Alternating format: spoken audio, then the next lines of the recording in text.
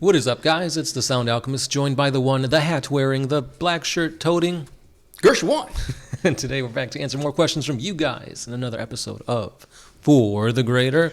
This is a video series where we answer the questions left by you, the viewer. If you have a question for us, comment down below. Put a question in front of your question because we get to those questions first. That's exactly what Juan Jose Mendivil has done. His question is, what demon does each of the Chaos Gods individually give the least respect to?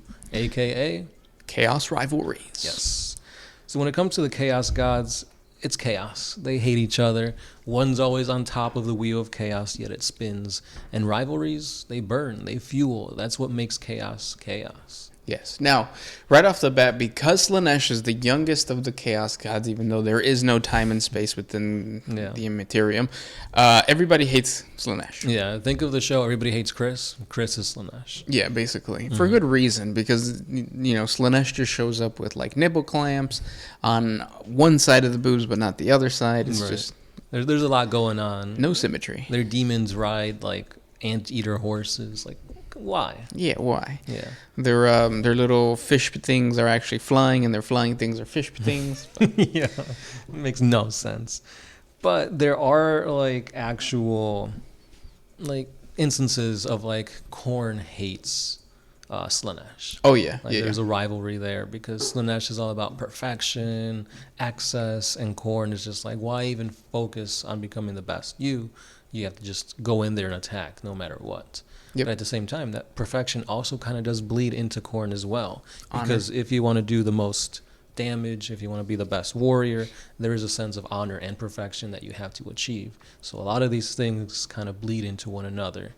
Yeah, but that's where the rivalry comes in, and it's like it's the same thing. You guys are arguing about the same thing. You guys are just coming at it from different points of the spectrum. For example, Tzeentch does not like Nurgle because, as all-knowing and like scheming that Tzeentch is, the poxes and all the weird concoctions that Nurgle creates, kind of like he doesn't really understand them that well. Can't fathom them. No, it's like, why would you do this? Why is this being done? How does this happen?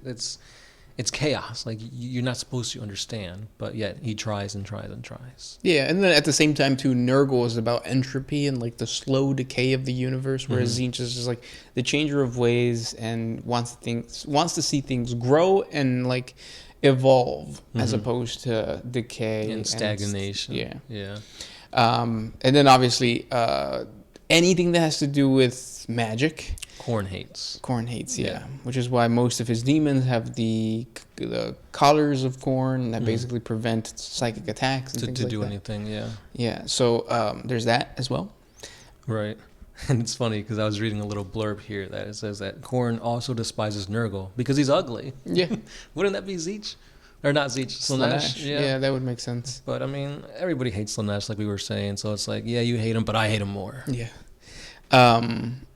All in all, I think they all hate each other, but the biggest rivalries usually on the battlefield tend to be Slaanesh and Khorne. Yeah. They're the ones that are most portrayed. Now, just because they have rivalries and they hate each other, it doesn't mean that they will fight each other on sight. No, there have been campaigns where Khorne has sided alongside Slaanesh to further their goals. But at the end of the day, it's all to keep chaos chaotic. Yep. You can't fight yourself to damnation. So that's why it's chaos is always a wheel. No matter what you do in the realm of chaos, it kind of regenerates. Kind of like when the Garden of Nurgle was burned to a crisp because of Drago. It just regrows. Yep. It just comes back. Good question. Let's move on. This next one, do you have one? Yeah, one by G-Fish. How does orc growth work exactly? I know they fight hormones, and then hormones are released when they die, and thus the more fighting they do, the bigger they get. But how fast do orcs grow generally? So there is an inquisitor who wrote something along the lines of like it's usually 2 weeks that the orc will reach maturity, but I think it's way faster than that. It might be a couple of days when an orc spore matures to an orc boy. It's just that it's a feral orc. So, like, there's a lot of, I guess, there's a learning curve of, like, figuring out how to shoot a shooter, even though it's just pull the trigger and boom. But yeah, so like usually about between like a couple days to 2 weeks that an orc, what is it called? Like Gestates. yeah, Matures. Yep. And then when you look at the cycle of like an orc camp, I have a 40 facts video on it. So if you check out our 40 facts and lore on the reproduction cycle of an orc, you'll get all that information. But basically, you have first the mushrooms come out of the spores, then the snotlings. The snotlings are the ones that cultivate the mushrooms, and then you get the squigs. The squigs eat the snotlings, and then the Gretchen come out, and the Gretchen organize everything together to get everything ready for the orc boys. Once the orc boys are finally created by the spores, that's when the fighting gets tough. Mm-hmm. So, yeah, it's a circle of life. It's a beautiful thing. it is, yeah, very deadly also. Next question. This one's by Luckma. Did the Emperor ever have an innate knowledge about the Warp, Chaos, the Catan, and Xenos races when he was first born on Terra? Considering that he was literally formed by thousands of powerful shaman psyker souls who certainly knew about the warp and maybe chaos too. No, like not necessarily, or at least that's not what the lore states. Mm-hmm. It seems like the Emperor didn't really learn about the true nature of chaos until the Great Crusade. Right, because to me, usually you would think, oh, the Emperor was created by 12 shamans, so he should know everything they know. Not really, no. No, yeah. Because like the psychic powers of humanity came about early on because of the shaman, Mm-hmm. but like they saw it as just magic. Right. Kind of like what we see right now as, well, no, we don't see that as magic. But yeah, like, and then later on, the psychic, what was it called? The psychic awakening? No. When, like, the thing that triggered the Age of Strife. Oh, the psychic uprising? No, not the uprising. No, because it was the cybernetic uprising. Right. Well, whatever it was that like basically triggered all these psychers to start popping up all over different human-controlled planets. Mm-hmm. That's when the Emperor was like, "Oh, there's more to this." Right. Yeah. And not just that, but if he already knew about chaos and stuff, or not chaos, but like the warp and stuff like that, I think he would be more cautious in doing what he did. Yeah. Same thing with Xenos.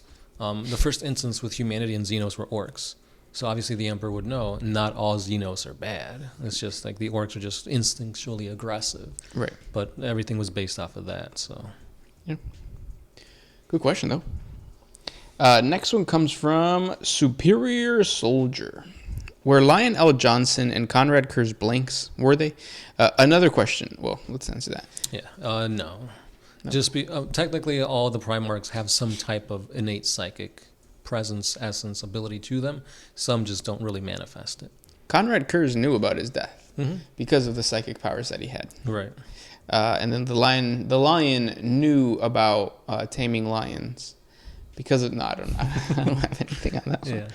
Yeah. So which is like Gilliman, you don't see him shooting like lightning bolts or something like that, but he does have psychic powers. And then the other one is, was Ferrus Manus and Mortarion Knowles? No, because Mortarion became a demon prince. Yeah.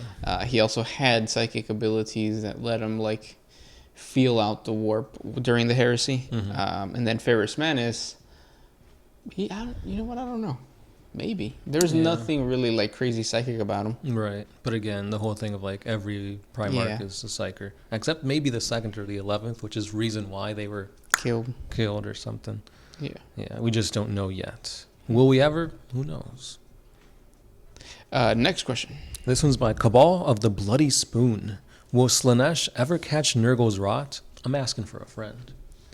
Oh yeah, for sure. That's what STDs are, right? Mm-hmm. Nurgle actually probably uses Slaanesh's powers or gifts to create even more nasty and disgusting plagues. Yeah. Things that will infect the most common thing that most sentient beings do, reproduce. Mm-hmm. Oh, labia? Nah, I got you better. Cauliflower. Yeah. What's that one thing that you're not supposed to look up? Blue waffle or something? Oh, yeah, don't look that up. Next question.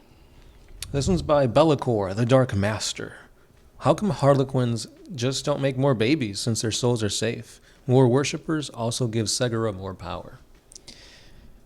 So the whole thing about the Eldar not getting it on is, I think, like it's difficult for them to even create children like humans can. they experience emotions at a higher level.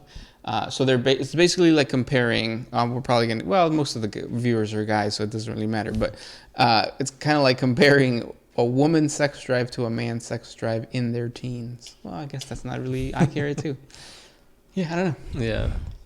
It's like the compatibility is there, and like they could do it, but like seeing what they've done in the past and what it's created, there's kind of like a sense of like, ooh, maybe I shouldn't really do this. Yeah, Eldar just needs to like clean the house a little bit more, make things a little bit more comfortable, practice safe spaces. Yes. Then maybe they can get it on. Right. And even then, the Harlequins have one job, and that is to spread their show via their troop to all the other, basically Eldar, really. Yep. To defeat the thing that they themselves caused. Yes. Next question comes from Boyan S. Has the Imperial Guard and Navy ever defeated a hive fleet by themselves with no help from Astartes? Yeah. A hive fleet? I mean, I'm sure they've taken like tendrils. I don't think they've taken down a whole hive fleet. No. Well, there's only been one hive fleet that's been destroyed, really, and that was the first one. Yeah, and that was just barely. Yeah. And it was by being helped out by the Tau and the Eldar. Yeah. So, but I think you are right. Like, tendrils, yeah, for sure. Yeah. Tendrils aren't, I mean, they're still a problem, but they can be taken care of pretty somewhat easy. A whole hive fleet, nah. Yeah, no.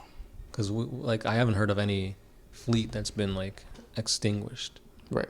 Like, you have Gorgon, Kronos, Leviathan. You just have more now. Yeah, there's more. Yeah. So. Next question comes from Mac and Cheese. Can Gersh do the intro and then Sound Alchemist do the rest for the next video? This is actually the last video of the week, so like we'll do it next week. Yeah. But to give you a quick synopsis, how do you do it? What is up, guys? It's the Sound Alchemist here with various adjectives to describe Gersh. And then I say, welcome to another installment of For the Greater. Wow. I need practice on that. Yeah, because I'm trying to remember what you say. And you say, this is a video series where we answer the questions that you left behind. Yeah, we could do it. Yeah. We could do it for next time. We got to practice, though. For sure. Because we're rusty on something that we do 3 times a day. Yeah, well, we do it once a week. Right. You guys see it as three times a day. Mm-hmm. And this is going to be the last question by the big one. I want to buy a new pet, but I'm afraid of getting one that's racist. How can I tell if a fish or a rabbit or a dog has a massive hatred for anyone with brown skin? I think that is a phenomenon that exists with most pet owners just because, like, well, I don't know about rabbits, but like with dogs, I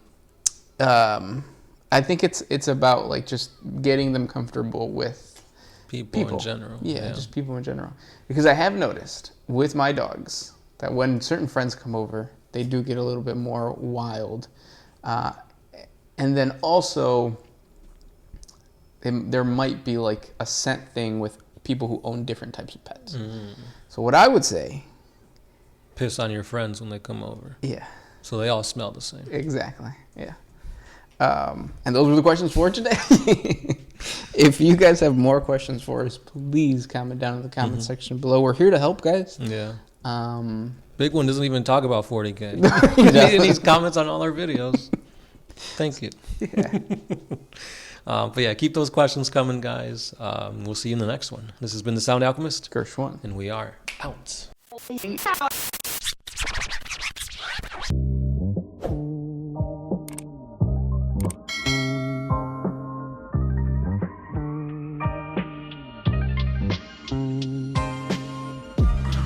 if you could put my freedom back.